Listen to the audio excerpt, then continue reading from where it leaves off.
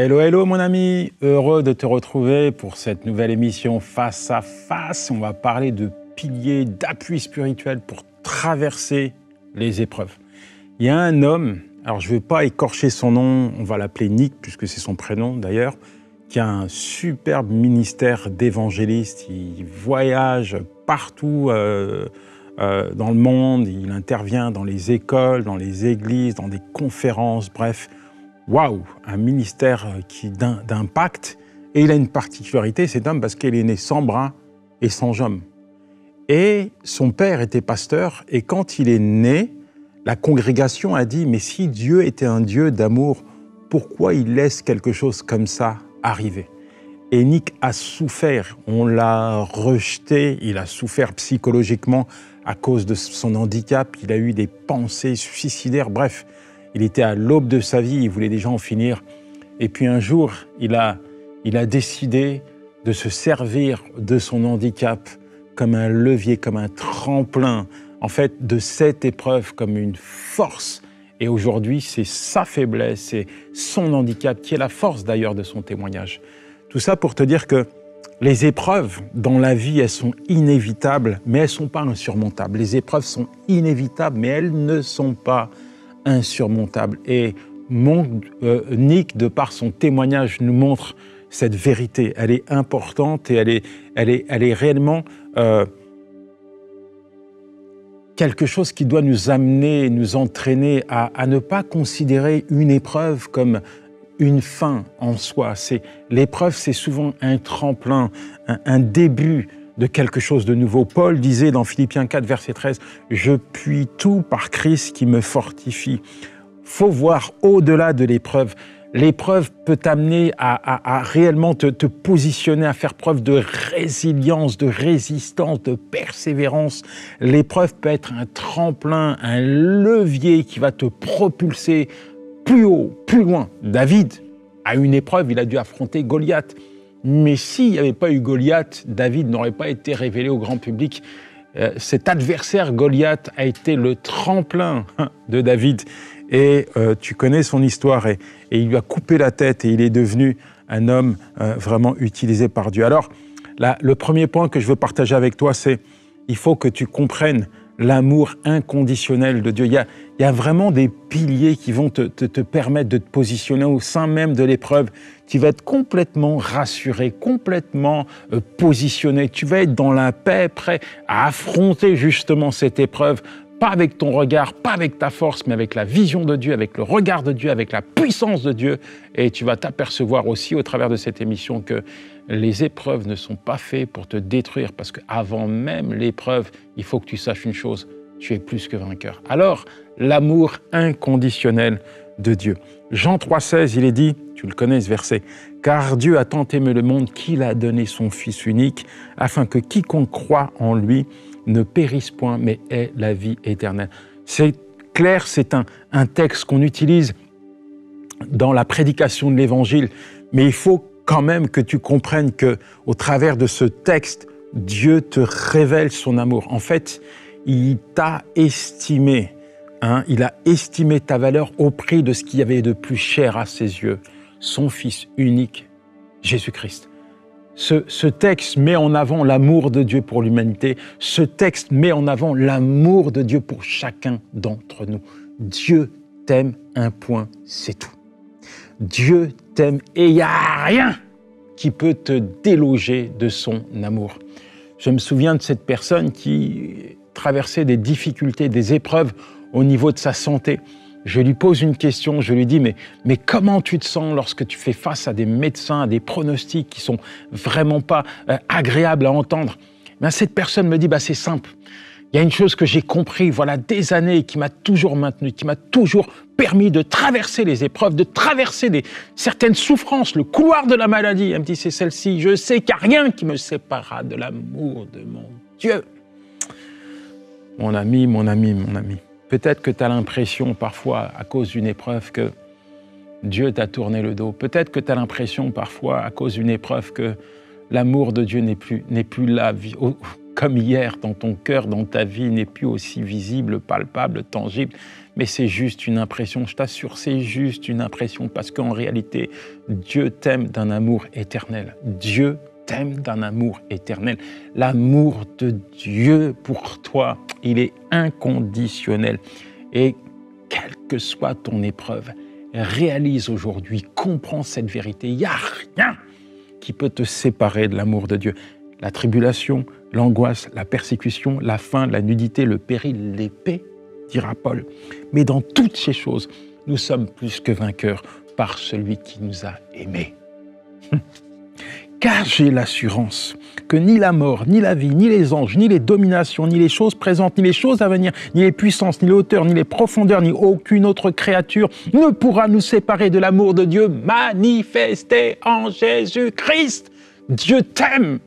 Un point, c'est tout. Son amour, il te l'a déjà montré. La preuve ultime de son amour pour toi réside en la crucifixion de Jésus-Christ, qui est mort et qui est ressuscité pour te sauver. Il est mort à cause de tes péchés et il est ressuscité pour que tu sois justifié, pardonné et introduit dans le royaume de Dieu. Dieu t'a montré, t'a démontré son amour. Il n'y a rien sur la terre, ni la vie, ni la mort qui peut te séparer. Aucune épreuve ne peut te séparer de l'amour de Dieu. Rappelle-toi toujours, sans cesse, qu'il n'y a rien qui pourra te déloger de la main de Dieu. Tu m'entends? Il n'y a rien qui peut te déloger, te sortir de la main de Dieu. Dieu a posé sa main sur toi. Le jour où tu as accepté Jésus-Christ comme ton Seigneur et Sauveur, Dieu a posé sa main sur toi et aujourd'hui, il te garde, il te protège. Il est ta forteresse, il est ton bouclier, il est ta haute retraite, ton bunker divin. Il n'y a rien qui peut te séparer de son amour. Mon deuxième point, il faut que tu puisses te souvenir de qui tu es. Tu sais, ta vraie valeur ne réside pas dans ce que tu fais, mais dans qui tu es. Ta valeur ne réside pas dans ce que tu fais, mais dans qui tu es. Parfois, on fait des choses qui nous donnent la nette impression qu'on s'est éloigné de Dieu. Parfois, on traverse des épreuves qui nous donnent la nette impression que Dieu nous a oubliés. Enfin, qu'importe, la véritable chose que tu dois garder dans ton cœur, c'est qui je suis, qui tu es. Tu n'es pas n'importe qui. Je dis que tu n'es pas n'importe qui, tu es un enfant de Dieu. Un enfant de Dieu. Alors quand tu affrontes l'épreuve, faut pas l'affronter comme si tu étais seul, faut pas l'affronter avec tes propres forces, tes propres ressources. Non, faut l'affronter par la foi avec Dieu à tes côtés. Mais dans toutes ces choses, nous sommes plus que vainqueurs. 1 Jean 4, verset 4. Vous, petits enfants, vous êtes de Dieu et vous les avez vaincus par celui qui est en vous, qui est plus fort que celui qui est contre vous. Voilà la vérité, tu as été programmé par la victoire. C'est ça la vérité. Tu as été programmé pour la victoire. T'es pas n'importe qui, tu es un enfant de Dieu. Tu es un vainqueur et non un vaincu. Quelle que soit l'épreuve, ne laisse pas l'épreuve venir altérer ta véritable identité en Christ. En Christ, tu n'es pas un vaincu, tu es un vainqueur. Tu es un enfant de Dieu. 1 Pierre 2, verset 9. Mais vous êtes une race élue, un sacerdoce royal, une nation sainte, un peuple de Dieu qui s'est acquis. Vous lui appartenez. Voilà ce qu'il est dit. Hey, t'es pas n'importe qui, t'es pas seul quand t'affrontes une épreuve. C'est pas la peine de te projeter comme si tu allais perdre, comme si la défaite devait faire partie de ton quotidien. Non, Jésus-Christ est à tes côtés. Et ça, le diable déteste. Ça lui fait peur, ça le fait trembler lorsqu'il voit un chrétien qui a compris sa véritable identité. C'est un menteur, le diable. Je dis que c'est un menteur. Parfois, il vient devant toi. Il te laisse croire qu'il contrôle ta vie. Il utilise une épreuve pour essayer de te déloger de la présence de Dieu, te laisser croire que Dieu t'a oublié, te laisser croire que Dieu ne t'aime pas, te laisser croire que tu vas subir une défaite, te laisser croire que c'est pas la peine de prier, te laisser croire que c'est pas la peine d'appliquer la parole de Dieu, c'est même pas la peine de la lire, c'est pas la peine d'aller à l'église, c'est pas la peine d'espérer que Dieu intervienne pour toi. Il te laisse croire des choses comme ça. Et lorsque tu l'écoutes, tu te laisses convaincre par un mensonge qui vient altérer une vérité que tu ne dois jamais oublier. En Christ, tu es plus que vainqueur. Alors ne laisse pas le diable et ses mensonges venir prendre le contrôle de tes pensées et te manipuler. Il ne contrôle rien du tout. La seule personne qui doit contrôler ta vie, la seule personne qui aura toujours le dernier mot, c'est Jésus-Christ. Quelle que soit l'épreuve que tu traverses, tu es peut-être allongé sur un lit d'hôpital, tu es peut-être enfermé, isolé chez toi, tu es peut-être verrouillé dans tes pensées parce que ça va pas, parce qu'il y a des choses qui vont à l'encontre de tout ce que tu désires. Ça te fait mal, c'est douloureux. Je ne connais pas ton épreuve, mais Christ est à tes côtés. Tu m'entends? Christ est là. Il est là. Il ne va pas te lâcher parce que l'épreuve que tu traverses, elle est douloureuse. Il ne va pas t'abandonner parce que le combat que tu livres actuellement, il est conséquent. Il ne va pas t'abandonner parce que la situation que tu traverses, elle est difficile. Il ne va pas t'abandonner. Quelle que soit l'épreuve que tu traverses, il est là à tes côtés et il n'est pas là pour rien. Alors appuie-toi sur lui. Il n'est pas à tes côtés en vain. Alors appuie-toi sur lui, sois rassuré, sois fortifié, relève la tête, arrête de vivre, arrête de penser comme un défaitiste. Tu es plus que vainqueur en Jésus-Christ.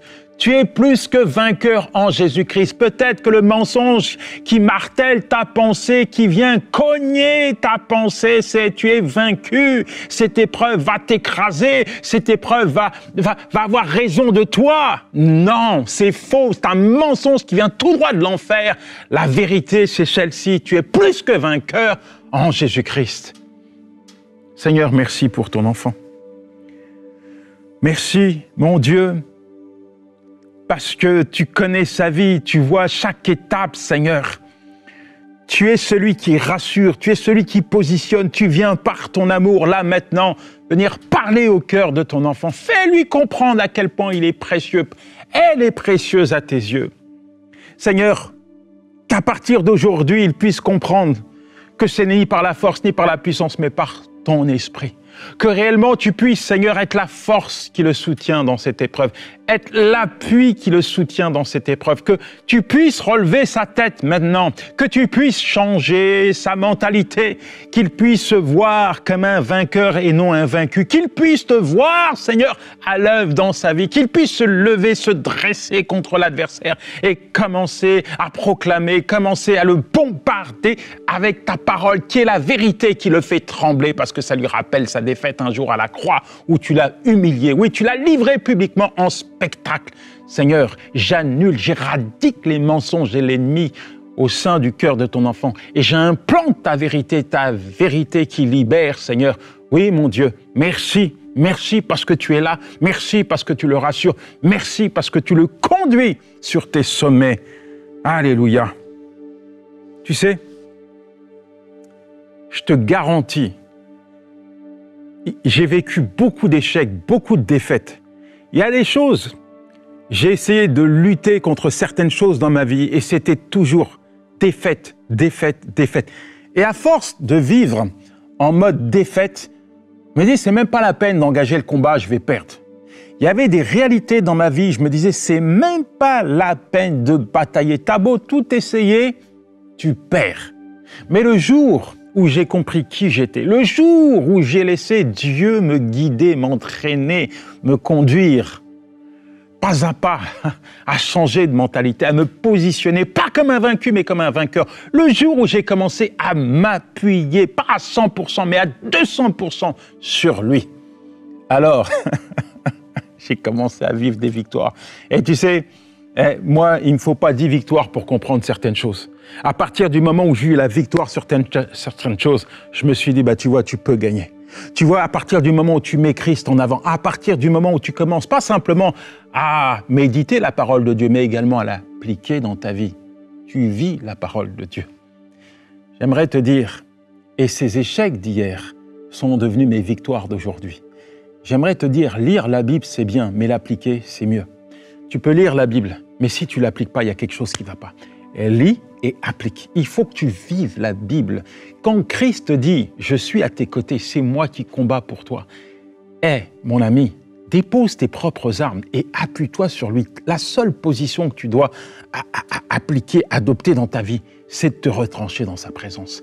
Qu'il puisse te t'irradier, t'inonder de sa présence, te saturer de sa présence. Et alors que tu fais cela, tu vas voir que t'as pas la même attitude, t'as pas la même posture qu'hier.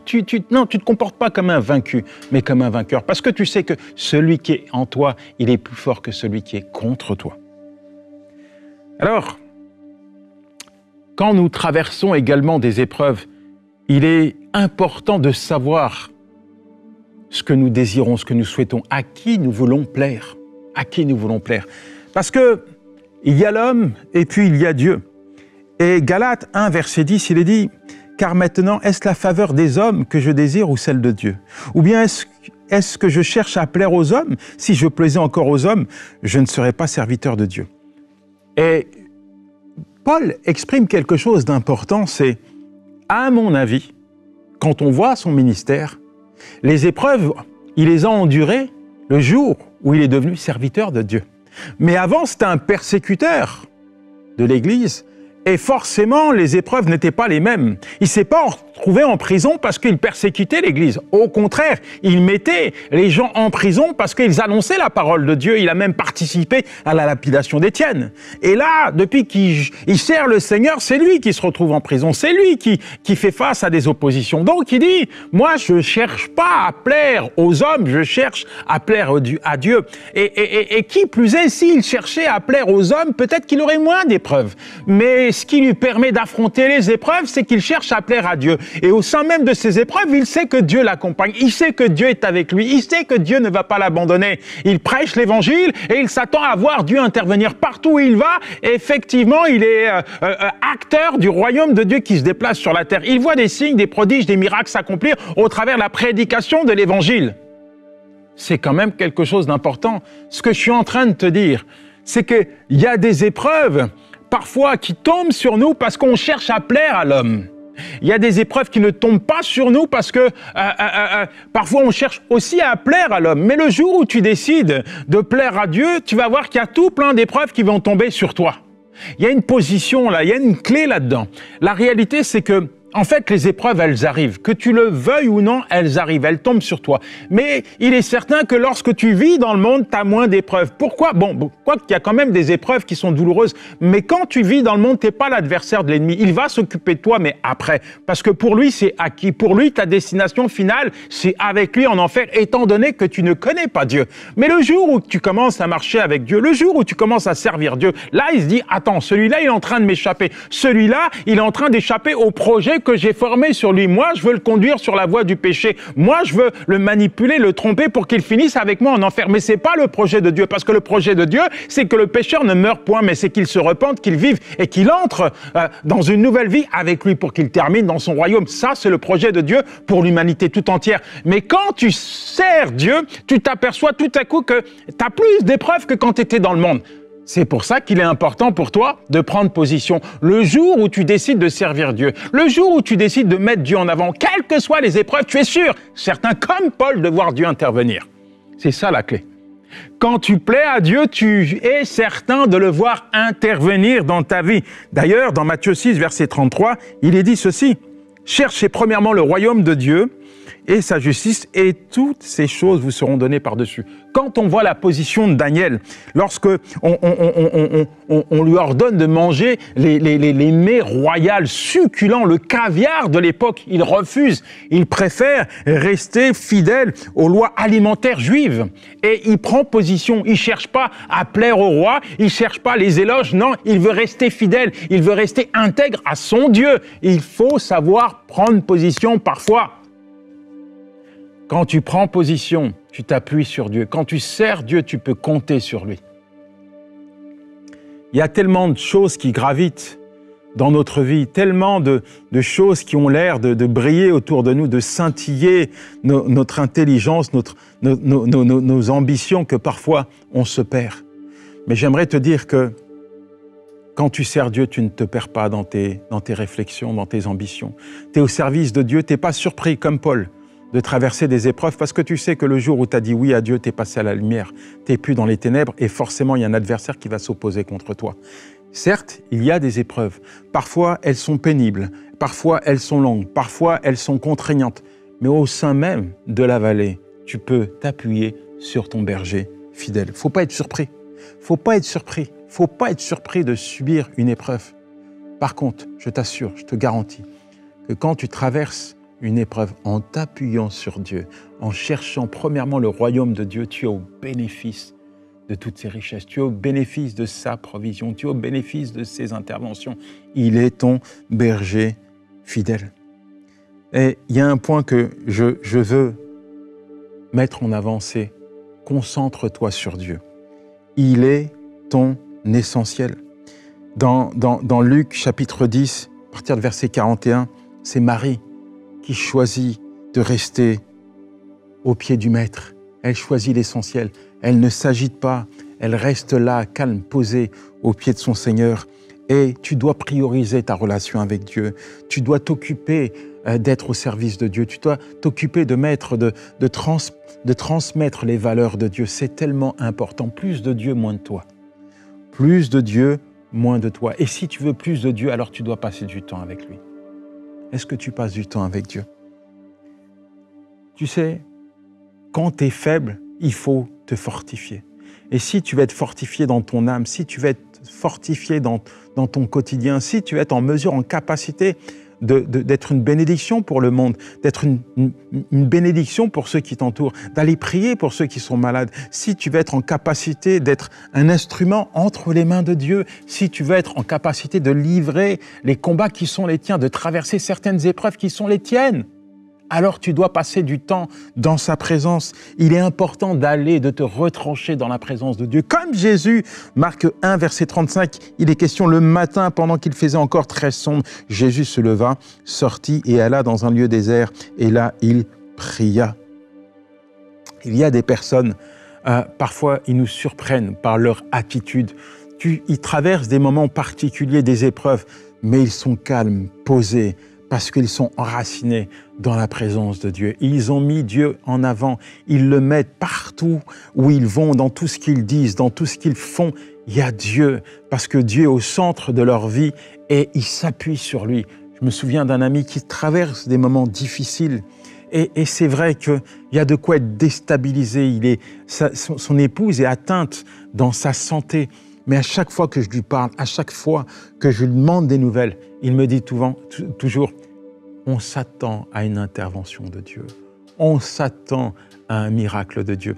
Et tu vois, mon ami, quand tu mets Dieu en avant, tu peux t'attendre à lui. Quand tu le mets en avant, quand Dieu est partout et en tout dans ta vie, tu peux t'attendre à lui. Donner le meilleur à Dieu, c'est se mettre dans la meilleure position pour s'attendre à recevoir le meilleur de sa part. Est-ce que tu es disposé, dès à présent, à lui offrir le meilleur? Comme Jésus qui, dès le matin, dès l'aurore, prenait du temps dans la présence de son Papa Céleste. Est-ce que tu es disposé à lui offrir le meilleur? Au sein de l'épreuve qui est la tienne, peut-être que ça ne va pas et peut-être que tu as cherché des solutions qui sont humaines. Et la réalité, c'est que tu sens que tu es en train de t'affaiblir. Il y a quelque chose qui ne va pas. Et tu as besoin d'être fortifié, tu as besoin d'un renouveau dans ta vie. Tu as besoin de voir Dieu intervenir de manière particulière, de manière spécifique dans ta vie. J'ai une question pour toi. Est-ce que tu mets Dieu en avant? Cherchez premièrement le royaume et la justice de Dieu et tout le reste vous sera donné par-dessus. C'est le verset que je t'ai partagé tout à l'heure. Est-ce que tu es disposé à chercher Dieu et sa volonté et à l'appliquer dans ta vie? Il faut que tu le fasses. On va prier et je demande à Dieu maintenant de venir parler à ton cœur.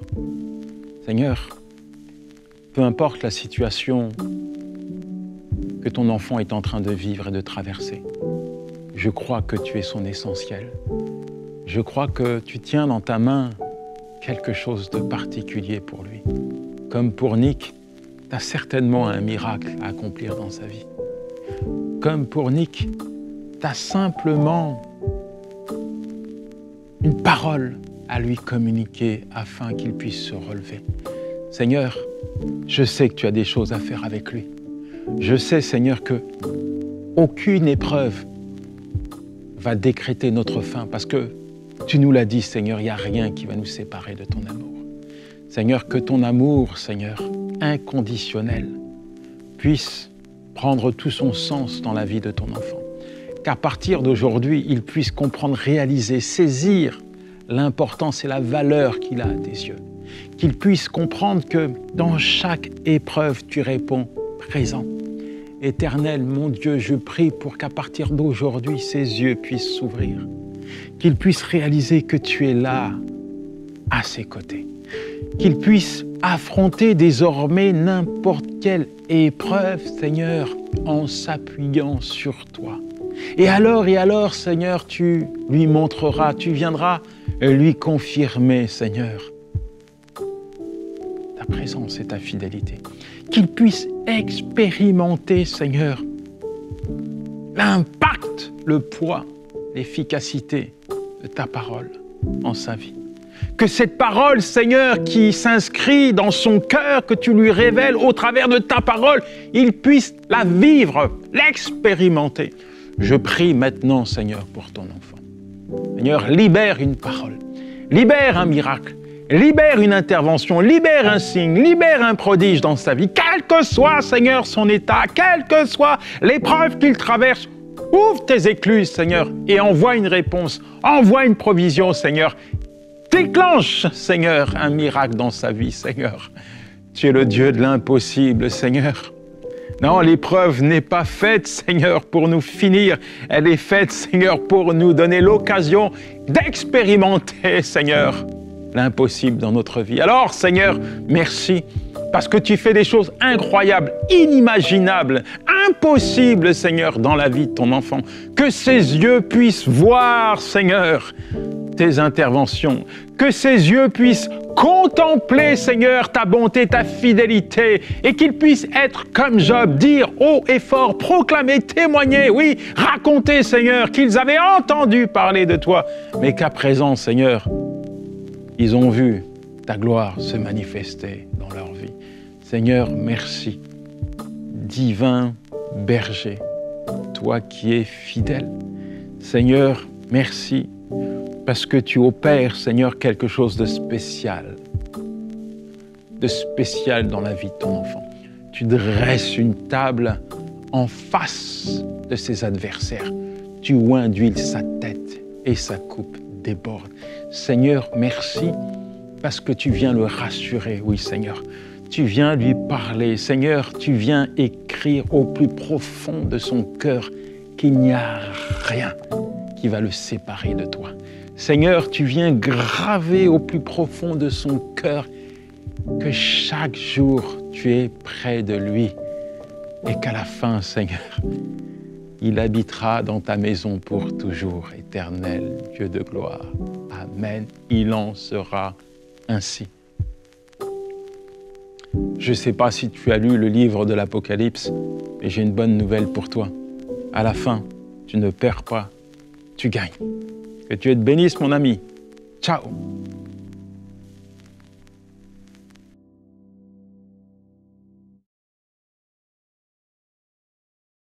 Lorsque je donnais ma vie au Seigneur Jésus-Christ, le tout premier exaucement était le fait qu'il m'ait donné de l'argent pour acheter ma Bible, ma toute première Bible.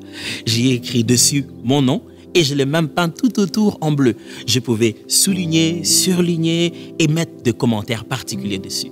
Ce que MCI voudrait faire, c'est justement rendre la parole de Dieu, la Bible, gratuite pour que chacun puisse télécharger cette application et mieux, avoir cette dynamique avec la parole de Dieu où vous pouvez vous-même souligner, surligner, grossir les textes et même mettre des commentaires dessus. Vous pouvez avoir une Bible que vous pouvez aussi appeler ma Bible.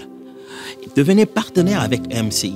Et ce que nous allons faire ensemble va bouleverser le monde. Les gens pourront avoir quelque chose entre les mains qu'ils appellent ma Bible. Souligner, surligner, comme si c'était sur un papier. Dès maintenant, faites partie des 20 000 partenaires mensuels qui porteront la vision de MCI et qui l'amèneront encore plus loin. Pour faire votre don, rendez-vous sur emcitv.com/20 000.